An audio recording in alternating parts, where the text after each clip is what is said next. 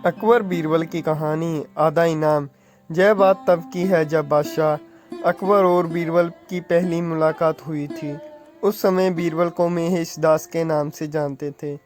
एक दिन शहंशाह अकबर बादशाह में महेश दास की होशियार से खुश होकर उसे अपने दरबार में इनाम देने के बुलाते हैं और निशाने के तौर पर अपनी कोठी देते हैं।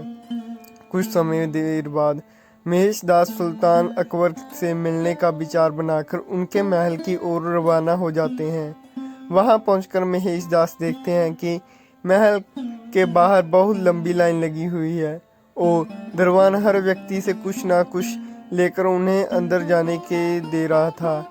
जब महेश दास का नंबर आया तो उन्होंने कहा कि महाराज ने मुझे इनाम देने के लिए बुलाया है और उनसे सुल्तान की अंगूठी दिखाई। दरबान के मन में लालच आ गया और उन्होंने कहा कि तुम्हें एक शर्त पर अंदर जाने दूंगा, अगर तुम मुझे इनाम से कुछ आधा हिस्सा दे दे तो। दरबान की बात सुनकर महेश दास ने कुछ सोचा और उनकी बात मानकर महल में चले गए।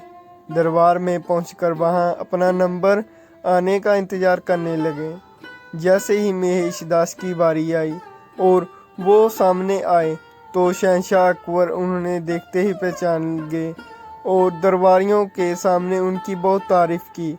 बादशाह अकबर ने कहा, बोलो महेश दास, इनाम में क्या चाहते हो? तब महेश दास ने कहा, महाराज मैं जो कुछ भी मांगूंगा क्या आप मुझे इनाम में दे देंगे? बादशाह अकबर ने कहा कि बिल्कुल मांगो, क्या मांगते हो?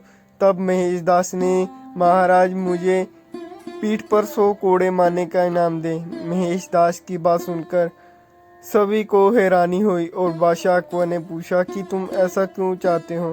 तब महेश दास ने दरबान के साथ हुई पूरी घटना बताई और अंत में कहा कि मैंने वादा किया है कि इनाम का आधा हिस्सा मैं दरबान को दूंगा। तब अकबर ने गुस्से में आकर दरबान को 100 कोड़े लगवाए और महेश दास की होशियारी देखकर अपने दरबार में मुख्य सलाहकार के रूप में रख लिया। इसके बाद अकबर ने उसका इनाम बदलकर महेश दास से बीरबल कर दिया।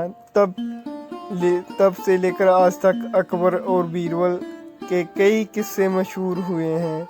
कहानी से सीख, हमें अपना काम ईमानदारी और बिना किसी लालच से करना चाहिए।